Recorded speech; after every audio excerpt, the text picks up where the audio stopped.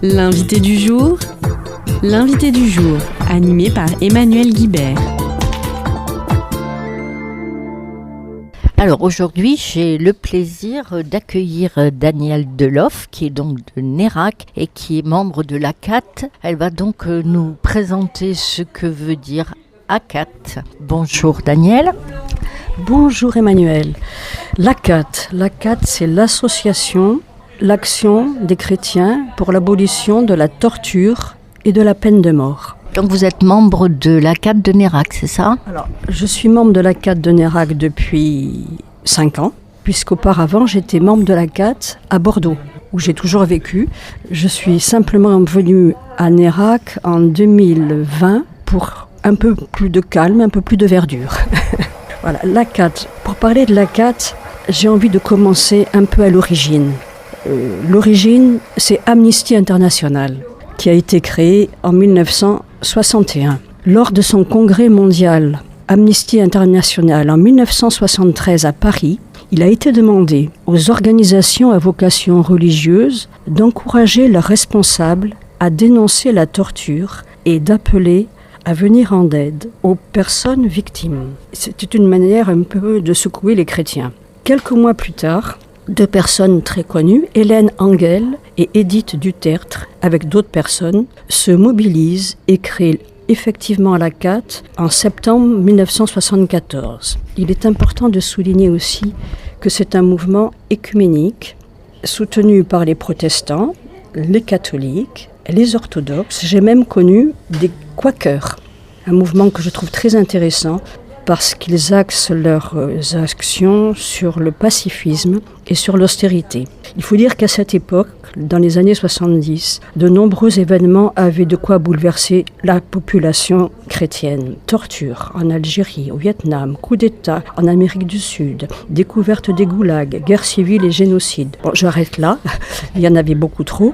Donc il y a eu aussi un élargissement de la mission de l'ACAT grâce aussi à l'abolition de la peine de mort par Badinter en septembre 81 et un élargissement de la mission de l'ACAT en soutien aux immigrés. Je résume les principales missions de l'ACAT. C'est la lutte effectivement contre la torture, c'est l'abolition de la peine de mort, la protection des victimes et la défense du droit d'asile. Alors donc, pourquoi est-ce qu'aujourd'hui, donc vous nous parlez de l'ACAT en tant que membre actif sur Nérac, puisque je pense qu'au niveau, il y a d'autres groupes au niveau du département du Lot-et-Garonne. Effectivement, dans le groupe de l'ACAT Nérac, nous sommes une dizaine. Il existe maintenant 4 groupes en Lot-et-Garonne, c'est tout, à Villeneuve-sur-Lot, à Agen et Marmande, Casteljaloux, et puis Nérac. Donc avant il y en avait 7 groupes quand je suis arrivée il y a 5 ans. On voit qu'il y a un vieillissement de la population, donc des difficultés au niveau de l'ACAT, mais pas simplement dans le Lot-et-Garonne, dans toute la France, avec la diminution des bénévoles. Il existe également une instance régionale qui s'appelle l'équipe d'animation régionale, et tous les ans, nous organisons une assemblée générale, soit au Lot-et-Garonne, soit en Gironde. Cette association regroupe la Dordogne, la Gironde et le Lot-et-Garonne. Alors pourquoi parler de l'ACAT aujourd'hui ? Nous avons décidé, en lien avec plusieurs personnes dont le CCFD et un ancien agriculteur bio, de projeter un film. Nous avions déjà il y a 2 ans projeté un film sur l'Iran, très très dur, très triste. Cette fois-ci, nous voulions un film un peu plus large, un film un peu plus soutenable. En fait, il ne l'est pas. Il est très, très dur à voir. Mais ce film dénonce à la fois la torture, la peine de mort et les massacres. Dans ce film, ce qui est intéressant, c'est qu'il aborde plusieurs aspects étroitement liés entre eux. On voit le non-respect des droits de l'homme, la répression, les expropriations, la torture, les massacres, le problème de non-liberté d'expression. Tout ça en lien avec les dictatures, en lien avec l'armée, la police et les groupes paramilitaires. Tout eux aussi en lien avec l'agro-industrie et les grands propriétaires terriens. Alors, il faut nous dire le titre du film. Effectivement, de la guerre froide à la guerre verte. Alors, il se passe dans quel pays ? Alors, ce film se passe au Paraguay, à la frontière du Brésil. D'ailleurs, on parle aussi un peu du Brésil. Et on voit les nouveaux massacres qui se perpétuent envers les petits paysans, les mouvements de soutien des paysans et les peuples autochtones comme les Guaranis. En première partie, ils font référence, je pense, à la dictature de Stroessner, c'est ça ? Voilà, oui. Alors ce qui est intéressant de voir dans ce film, c'est la continuité de la violence depuis l'époque où il y a eu dans les années 70 l'opération Condor. L'opération Condor était une opération de lutte contre tous les mouvements socialistes et communistes qui ont abouti à des massacres énormes, atroces. Plusieurs pays étaient concernés par ce mouvement, le Brésil, la Bolivie, le Paraguay, le Chili, on se souvient de l'époque de Pinochet. C'était le temps des dictatures militaires en fait en Amérique latine. C'était une époque atroce, soutenue quand même par les Américains, aidée par les Américains. Et en fait, ce qu'on voit, c'est que cette période de violence, elle perdure sous des formes différentes. Autrefois, c'était donc tous les mouvements socialistes, de défense des paysans déjà, des mouvements démocratiques. Maintenant, ce qu'on combat, c'est tous les mouvements paysans et les peuples autochtones, avec le soutien toujours des USA et des grandes sociétés internationales, en particulier les sociétés, comment ça s'appelle, Cargill, Monsanto et compagnie. Je fais juste une petite pause. Je suis donc en présence de Daniel Deloff, membre de l'ACAT de Nérac, et qui nous présente le film intitulé De la guerre froide à la guerre verte, qui sera donc diffusé à Nérac au mois d'avril, et donc qui développe un peu les problématiques exprimées dans le film. Oui, alors mon nom exact, c'est Turbé Deloff. Voilà, c'est simplement une petite précision. Donc, on voit qu'il y a une continuité de la violence parce que pendant l'opération Condor, les dictatures ont distribué les terres à des grands propriétaires qui ont chassé les paysans. Et ce qui marque cette époque, c'est l'impunité des personnes. C'est-à-dire ceux qui ont hérité de ces terres sont toujours là, ou leurs descendants, soutenus par les gouvernements. Alors, ils ont commencé par expulser, par détruire les terres des paysans, avec beaucoup de persécutions, de tortures et de massacres. On le voit très bien dans le film. Ces terres ont été confisquées pour cultiver des monocultures industrielles, en particulier le soja, qu'on trouve dans tous les produits en France, même le chocolat.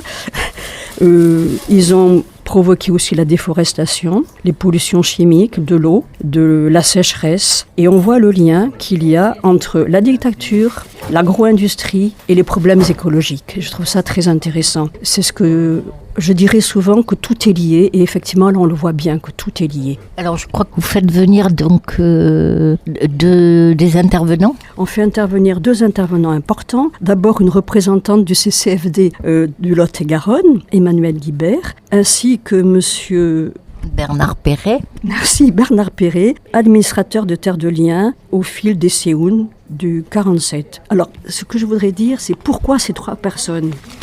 Pourquoi ces 3 personnes ?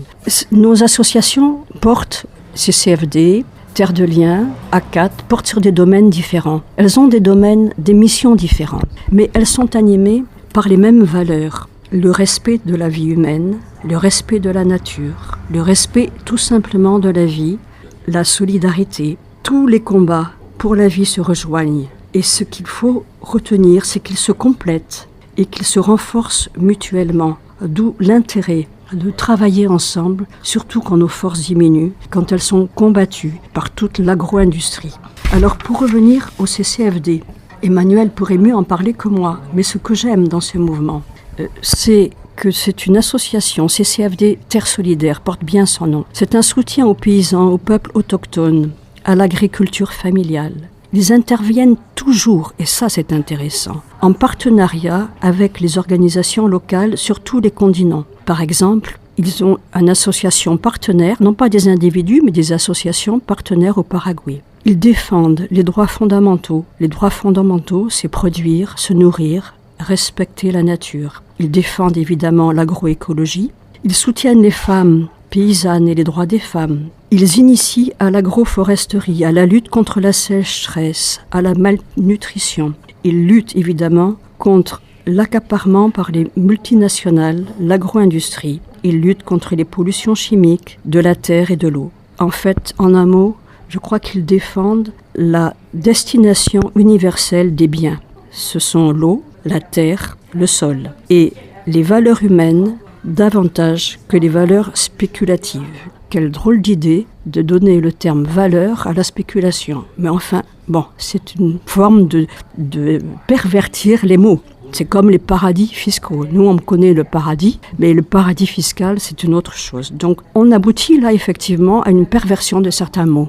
Terre de Liens. Terre de Liens est un mouvement citoyen en collaboration avec de multiples acteurs. On voit toujours dans les deux cas la collaboration avec d'autres personnes. Il s'agit de protéger les terres et de faciliter l'accès des paysans à la terre en agriculture écologique. Il dénonce évidemment l'agro-industrie qui accapare la terre, qui en plus produisent des plantes hyper spécialisées, souvent polluantes et ne répondant pas toujours aux besoins alimentaires des populations. Un exemple, depuis 2003, il semblerait qu'ils aient acquis plus de 400 fermes, soit environ 13 000 hectares en France. Accessoirement, Au fil des Séoudes 47, dont fait partie M. Perret, est une association agréée par l'Éducation nationale, par Jeunesse et Sport, qui éduque à l'environnement et au développement, à l'action citoyenne et à l'écologie. Voici les 3 associations qui vont intervenir pour le débat sur ce film. Et je voudrais terminer en présentant 3 citations. 3 citations importantes qui mettent l'accent sur la solidarité, l'importance de l'action à agir ensemble et sur le fait que tout est lié dans la vie, même si on ne le voit pas toujours ou si on ne veut pas le voir. La première citation est celle d'Anne Constantin Sigov et Madame Mandeville. Le titre, c'est « Quand l'Ukraine se lève ». Ils disent « Il ne faut pas laisser travailler ces 2 formes de cynisme, le rejet de toute forme de droit propre au poutinisme et l'autre forme qui affirme que l'économie est plus importante que tout, y compris le droit, et que les droits de l'homme ne sont pas si importants en comparaison avec les affaires. » Livre que je recommande. Et je voudrais citer également, toujours pour nourrir le fait que tout est lié, un texte de Benoît XVI. Nos existences sont en profonde communion entre elles. Elles sont reliées l'une à l'autre au moyen de multiples interactions. Nul ne vit seul. Et enfin, la célèbre encyclique du pape François Laudato Si, elle nous montre que tout est lié et qu'il existe une interdépendance entre les problèmes écologiques, économiques, politiques, sociaux, humains, spirituels, tant au niveau local que national qu'international. Je vous remercie. Vous pouvez nous dire le film, l'heure et le jour et le lieu. Alors le film, donc vous avez dit tout à l'heure de la guerre froide à la guerre verte. La projection est suivie d'un débat animé par M. Bernard Perret, Fondation Terre de Liens, par Mme Emmanuelle Guibert, CCFD Terre Solidaire. Il aura lieu le jeudi 16 avril à 20h30, suivi d'un débat. Le sous-titre « L'abondance, pour qui ? À quel prix ? Paysans d'Amérique latine et d'ici ». Alors donc ça a lieu à Nérac, à quel endroit ? Alors au cinéma Le Margot, place de la mairie, le jeudi 16 avril à 20h30. Parfait, merci. Donc si vous voulez avoir des renseignements, vous pouvez envoyer un mail à Madame Danielle Turbet-Deloff, DT Deloff, DELOF @gmail.com. Donc rendez-vous le jeudi 16 avril de la guerre froide à la guerre verte. On comprend ce que ça veut dire. À Nérac, donc au cinéma Le Margot. Je voudrais remercier pour terminer Emmanuel de son soutien.